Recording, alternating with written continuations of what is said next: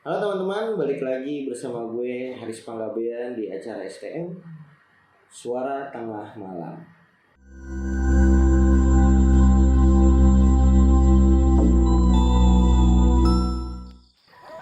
Kali ini gue akan menceritakan tweet teman kita yang bercerita tentang pengalaman mereka di Gua Belanda. Gua Belanda itu tepatnya di Bandung, kalau nggak salah di Taman Dago ya. Berikut kisahnya ya, gue bacain. Yang pertama begini, di malam Jumat ini aku bakal nyeritain salah satu pengalaman menyeramkan yang aku dan teman-teman alami ketika kami mengunjungi Gua Belanda tengah malam. Gua Belanda yang dimaksud berlokasi di Dago, Bandung. Kenapa kok tengah malam mengunjungi guanya? Soalnya kami mau uji nyali dan membuktiin sendiri cerita orang-orang yang katanya Gua Belanda itu serem. Nah, sekalian mau buktiin hantu cewek ini hancur. Penasaran aja, gitu katanya. Pengen ngebuktiin sama diri sendiri. Seserem apa sih sebenarnya Gua Belanda itu? Apakah seperti yang diomongin orang-orang sekitar, atau mungkin biasa aja? Atas dasar penasaran itu, aku dan teman-teman memberanikan diri buat datang langsung. Pengalaman ini berlangsung ketika aku masih kuliah di Bandung pada tahun 2012. Aku dan ketiga temanku berasal dari fakultas yang berbeda-beda, Husen, Indra, Loli, dan aku. Aku dan Loli mempunyai kesamaan, yaitu sama-sama bingung. Dibilang indigo yang bukan, tapi ya juga. Jadi kami sama-sama bingung dan klop aja, gitu katanya. Sementara Husen dan Indra anak gaul Bandung, namun Indra telah berpulang ke Rahmatullah beberapa saat setelah kami lulus kuliah. Dulu kok cita ya. Yang paling bersemangat untuk uji nyali ini sebenarnya Husen dan Indra.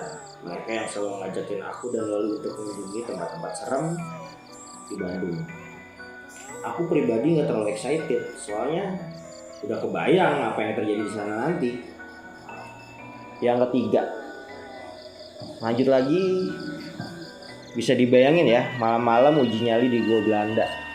Itu gua udah ada sejak zaman penjajahan Belanda yang mana dibangun pada tahun 1901. Udah pasti banyak yang meninggal saat pembuatan gua tersebut. Selain itu, di sekitar Gua Belanda juga serem banget. Kami berangkat ke Gua Belanda jam 11 malam dari kosan masing-masing dan bertemu di sana langsung. Gila sih. Kira-kira bakal nemuin setannya kayak gimana ya? Celutuk si Husen. Palingan kuntilanak doang bro. Atau mungkin tuyul, berasa si Indra. Begitu sampai di Gua Belanda, aku udah ngerasa ada yang janggal. Bulu kuduk udah mulai berdiri. Soalnya auranya itu beda banget kalau malam. Suara jangkrik dan suara binatang lain yang saling bersautan seakan menyambut kedatangan kami. Mau balik ke kosan, udah sampai lokasi. Mau lanjut perjalanan, mulai gak enak. Dan itu dirasain juga sama Loli. Setelah membayar tiket dan koordinasi dengan penjaga di sana, akhirnya kami diperbolehkan masuk ke area Taman Hutan Lindung Dago, yang mana Gua Belanda ada di dalam hutan lindung tersebut. Jarak dari pintu masuk sampai dengan gua lumayan rada berjarak dan membutuhkan waktu sekitar 10-15 menit jalan kaki.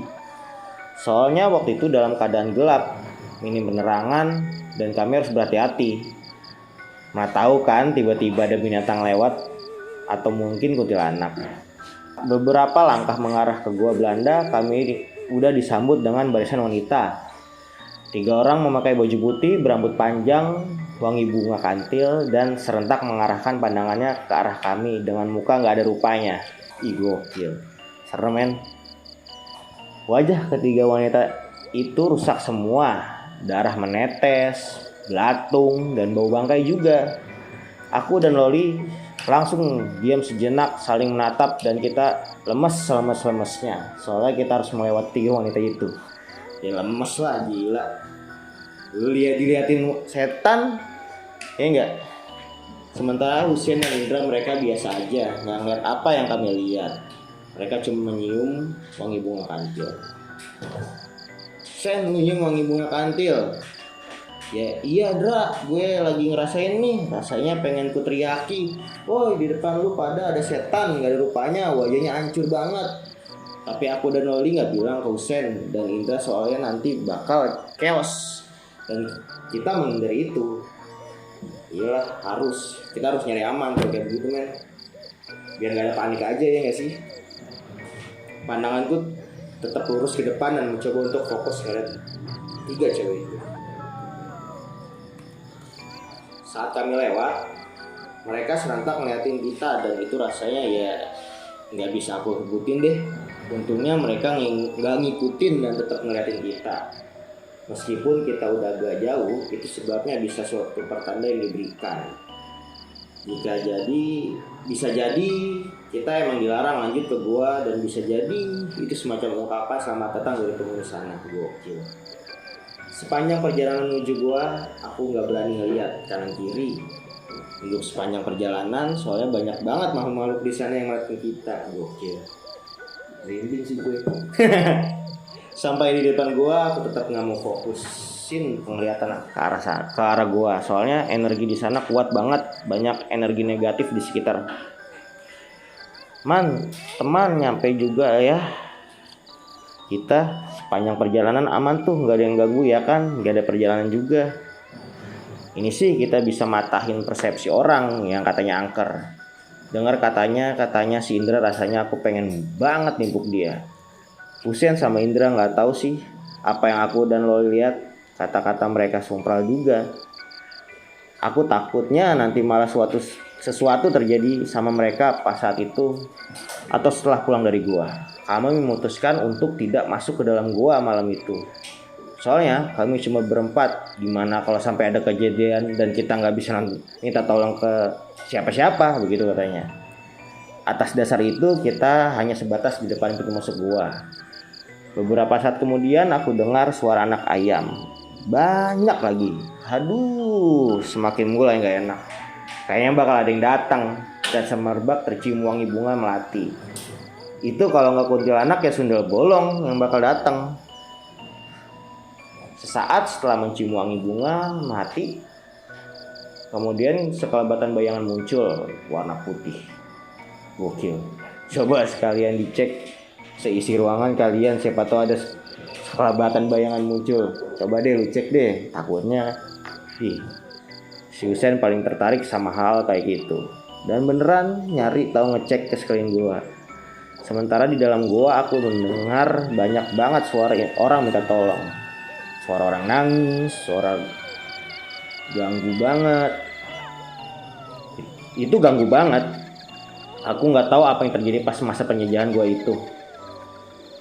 Terus ada yang berkata, kita mending cabut deh dari sini, ini mulai gak bener. Si Loli juga ketakutan banget. Aku ngajak teman-teman aku untuk menyudahi uji nyali ini.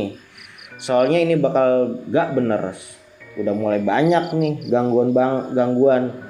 Gak lama dari itu kami dengar suara teriakan si Husein. Lalu kami cek dan dia pingsan. Dan di depan kami ada sosok cewek pakai baju putih, rambut panjang, dan mukanya hancur banget. Berdarah, lalu ada belatungnya. Di situ aku nggak bisa nahan, muntah badan atau lemes enggak. Dan nggak lama dari situ aku pingsan. Sementara itu Loli sama Indra nggak sadarin diri. Entah kerasukan apa gimana, tapi anehnya pas aku pingsan, entah mimpi apa gimana, aku ngeliat jelas di gua itu ada banyak banget orang yang disiksa, dipenjara, dibunuh, nggak dikasih makan sampai mati kelaparan. Anjir, merinding gue. Mungkin sebabnya di gua tersebut sering terdengar suara orang nangis atau minta tolong. Husein orang yang pertama sadar duluan. Pas gue sadar dia ngeliat aku masih pingsan. Aku, Loli, dan Indra lagi kerasukan. Lanjutan, menurut Husein saat itu tiba-tiba ada kakek-kakek nolongin Indra sama Loli. Setelah nolongin Loli sama Indra, si kakek nepuk 3 kali badan aku, dan aku tadinya lagi liatin orang-orang disiksa di gua. Si kakek langsung nepuk 3 kali badan aku. Aku yang tadinya lagi liatin orang-orang disiksa di gua itu kayak tertarik, tiba-tiba sadar. Ki, hatur nuhun kanggo batosan nak. Oke, terima kasih atas bantuannya, itu artiannya. Sami-sami aki hawatos lamun ka dieu deui ulah cacandakannya, Omat. Sama-sama, kakek khawatir. Lain kali kalau kesini lagi jangan bawa sesuatu, inget ya, begitu. Lah, kira-kira artinya ya enggak? Jangan bawa sesuatu, maksud si kakek itu apa? Aku sama sekali gak paham. Si kakek akhirnya pergi dan bergegas pergi dari gua itu. Tapi ada yang janggal. Siapa sebenarnya sih kakek itu? Ngapain dia malam-malam ada di sekitar gua Belanda? Soalnya setauku kalau malam menjaga adanya di depan pintu masuk semua. Di depan pos masuk, aku menanyakan rumah si kakek yang nolongin kami tadi itu di mana. Kita mau berterima kasih, namun menurut penjaga di sini nggak ada kakek yang kami maksud. Lalu kakek yang tadi nolongin kami itu siapa? Bingung gak lo? Soalnya kami benar-benar ngelihat di si kakek ada wujudnya. Dia memakai baju hitam, ikat kepala, dan membawa kujang. Dan dia wangi banget, wangi kembang, tapi aku nggak tahu jenis kembang apa itu. Setelah kami bergegas menuju kendaraan masing-masing dan pulang, namun sebelum pulang aku sempat wudhu dan biar nggak diikutin sama penghuni gua Belanda, aku dapat nasihat itu dari almarhum nenek. Iya sih benar juga, gue pernah pengalaman nih kayak begini. Dari pengalaman di gua Belanda itu, aku dapat kesimpulan kalau hantu cewek bermuka hancur itu emang ada. Saran aja buat kalian yang mau ke gua Belanda, Bandung, jangan datang sendirian ke sana ya, soalnya nanti bakal ada yang nemenin. Coba bisa cek kanan kiri kalian sekarang, nggak tahu ada yang perhatiin dan nemenin kan. Aku juga gue. Pernah sih gue kesana. Emang suasananya tuh dingin, lembab, kayak ada yang ngikutin gitu. Padahal gue waktu itu kondisinya rame-rame loh kesana. Kalau nggak salah waktu itu gue perpisahan sekolah deh kalau nggak salah. Gue kesana. Emang suasananya sih cukup bikin merinding. Gue agak merinding sih sebenarnya sekarang karena gue pernah ngerasain ya pas kesana. Ya mungkin itu aja kali ya cerita dari gue. Selebihnya maaf kalau ada kurang-kurang. Jangan lupa like, comment, and subscribe.